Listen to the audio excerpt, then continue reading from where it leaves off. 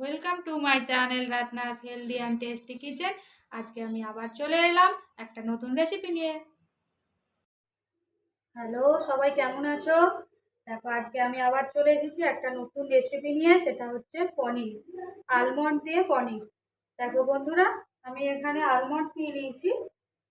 এই যে কিছুটা আমি তোমাদের দেখানোর জন্য একটা রেখেছি।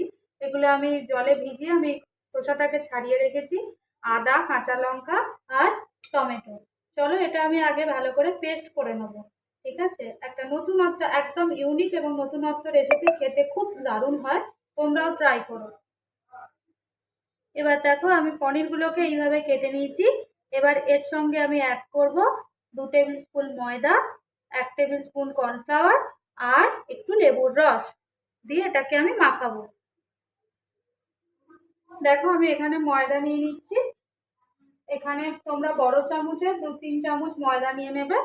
এই দেখো, আমার একটু স্পুনটা ছোট বলে, পনিরটা আমার একটু বেশি বলে আমি এখানে 3 চামচ মতো ময়দা নিয়ে নিলাম। তোমরা তোমাদের পনিরের কোয়ান্টিটি অনুসারে দেবে। আচ্ছা, তার সাথে আমি দিলাম, যেহেতু ময়দার ভাগটা বেশি নিলাম তাই জন্য কর্নফ্লাওয়ারটা একটু বেশি নিলাম। এখানে আমি 2 টেবিল স্পুন ময়দা নিয়ে নিলাম। আর দিচ্ছি, সেটা হচ্ছে দেখো, ধনে, জিরে আর মৌরি আর শুকনো লঙ্কা। আমি শুকনো খোলায় ভালো করে গরম করে আমি পেস্ট করে রেখেছিলাম, তো এটাও আমি দিয়ে দিলাম। এবার তার সাথে দিলাম লেবুর রস আর দেবো নুন।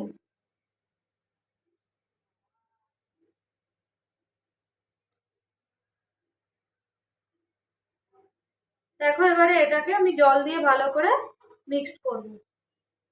খুব পাতলা হবে না, কারণ পনিরগুলো এগুলোর মধ্যে একসাথে দিয়ে ভাজবো, তাই জন্য পরিমাণ মতো জলটা অ্যাড করব। তোমরা চাইলে এর মধ্যে একটা ডিমও অ্যাড করতে পারো, তো আজকে আমি ডিমটা অ্যাড করিনি। জাস্ট এইভাবে মেখে দেখো, পনিরটা একটু হলুদ আর নুন দিয়ে দিয়েছি। আর এই ব্যাটারটা দেখো এইভাবে হয়েছে। জাস্ট এবারে পনিরগুলোকে এইভাবে ভালোভাবে মাখিয়ে নিয়ে আমি তেলে পনিরগুলোকে একটু ভেজে নেব। দেখো, এবারে কড়ার মধ্যে আমি তেলটা গরম হয়ে গেছে। আমি জাস্ট পনিরগুলোকে এইভাবে একটু ছেড়ে দেবো।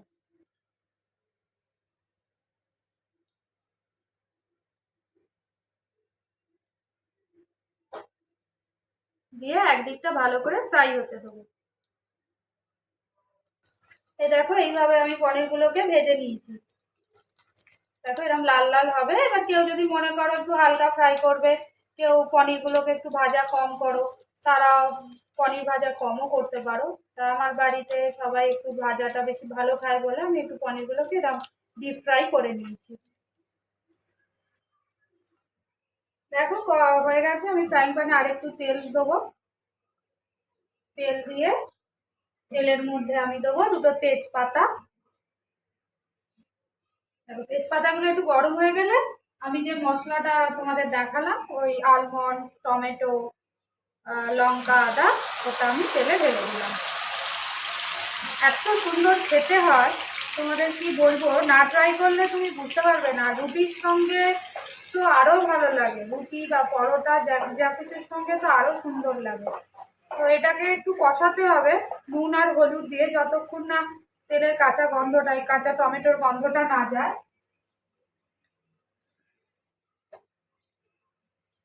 নুনটা আমি আমার পরিমাণ অনুসারে দিলাম, তোমরা তোমাদের ওপর নেবে। যদিও আমি একটু নুনটা বেশিই খাই, একটু নুন হলুদ দিয়ে দিলাম, দিয়ে ওটাকে একটু কষতে দিলাম।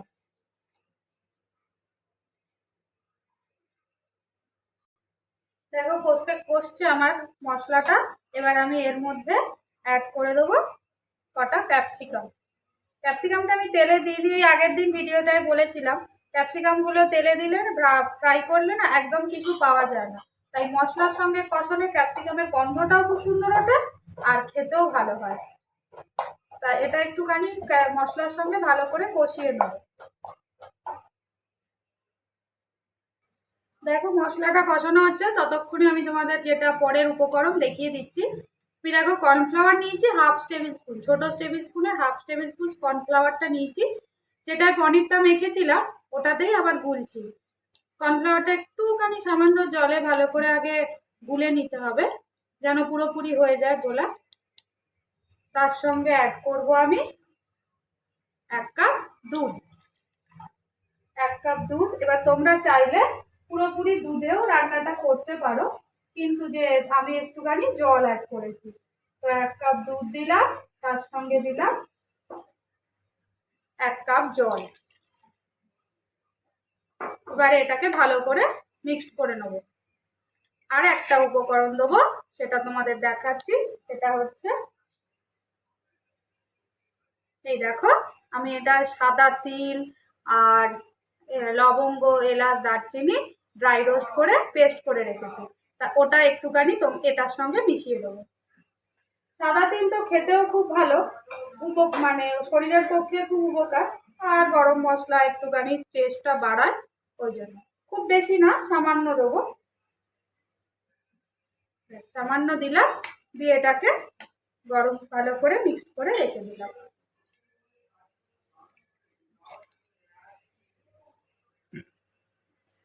দেখো মশলাটা আমার মোটামুটি তেল ছেড়ে দিয়েছে, গন্ধটাও ভালোই আসছে।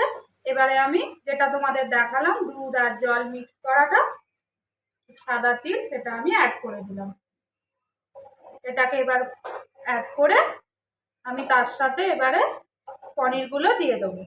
পনিরগুলো এইভাবে সাজিয়ে একটু ঢাকা দিয়ে দেবো।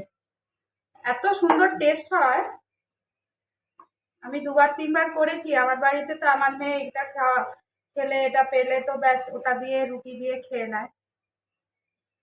বা কখনো কখনো কখনো গ্রেভিটা খাবে না, কিন্তু এগুলো তুলে দেবে, মানে শুধুই খেয়ে নেবে। আচ্ছা, তোমরা চাইলে এই যে ক্যাপসিকামটা আমি দিয়েছি তার সঙ্গে 2টো টমেটো যদি মনে করো আর একটু টক খাবে, আমি যেহেতু টমেটো 2টো পেস্ট করে দিয়েছি তাই জন্য আর টমেটো গোটা দিলাম না। কেউ যদি চাও তোমরা ওটাকে একসাথে টমেটোটা ওই ক্যাপসিকামের সঙ্গে কষাতে পারো। দেখো আমি এগুলো দিয়ে দিয়েছি। এবার যেহেতু একদম নিরামিষ রান্না, তোমরা নিরামিষের দিন অবশ্যই এটা ট্রাই করতে পারো। তাই যাই হোক, আমি একটু নিরামিষ রান্না অল্প একটু চিনি অ্যাড করলাম, কারণ নিরামিষ রান্না একটু মিষ্টি না হলে আমার ভালো লাগে না। জানি না তোমরা কতটা ভালোবাসো, আমার বাড়ির কেউ খেতে ভালোবাসে না, কিন্তু আমি ঠিক একটু চিনি দিয়েই দিই, নাহলে আমার কিন্তু খেতে ভালো লাগে না। দেখো মোটামুটি আমার পনিরটা রেডি হয়ে গেছে, ফুটে গেছে। এবার আমি যেটা দেবো সেটা হচ্ছে আমি দিচ্ছি আমচুর পাউডার। আমচুর পাউডারটা না একটু টকটা বেশি হয়। যদি তোমরা আমচুর পাউডার ইউজ করো, চাট মশলাও ইউজ করতে পারো, তাহলে আর টমেটো বেশি দিও না, খুব বেশি টক হয়ে যাবে। তার সঙ্গে দিলাম একটু চিলি অরিগানো আর দিলাম চিলি ফ্লেক্স।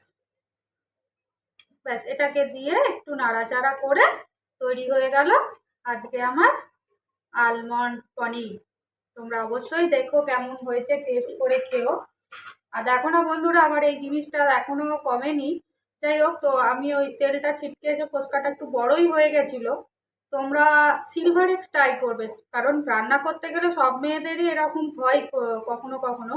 তা ফেটে গেলে বা থাকলে যখনই হোক, প্রথমেই যদি ঘরে সবসময় একটা সিলভার এক্স রেখে দেবে, খুব ভালো।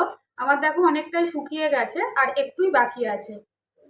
তো দেখো আমার আজকে পনিরটা এখানে একটুখানি নেড়ে চেড়ে নামিয়ে নেবো। দেখো ওপর দিয়ে এবার একটু ফ্রেশ ক্রিম অ্যাড করে দিলাম। আমুলের ফ্রেশ ক্রিম দেখো ইউজ করছি।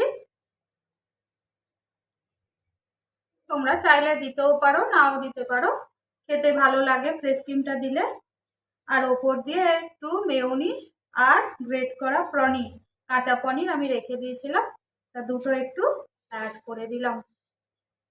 আর এই যে বলছিলাম না, হাত পুড়ে গেলে কোনো সময় এই লোশন, এই মলমটা সবসময় ইউজ করবে। এই সিলভার এক্সটা খুব কাজে লাগে, ভালো, খুব অয়েন্টমেন্টটা খুব দারুণ। এই দেখো আজকে আমার রেডি হয়ে গেছে আলমন্ড পনির।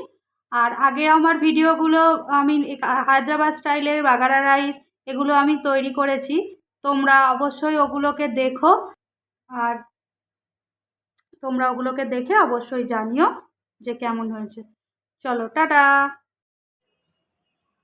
আমার রেসিপিসগুলো যদি আপনাদের ভালো লেগে থাকে তাহলে অবশ্যই সাবস্ক্রাইব, শেয়ার অ্যান্ড কমেন্ট করবেন।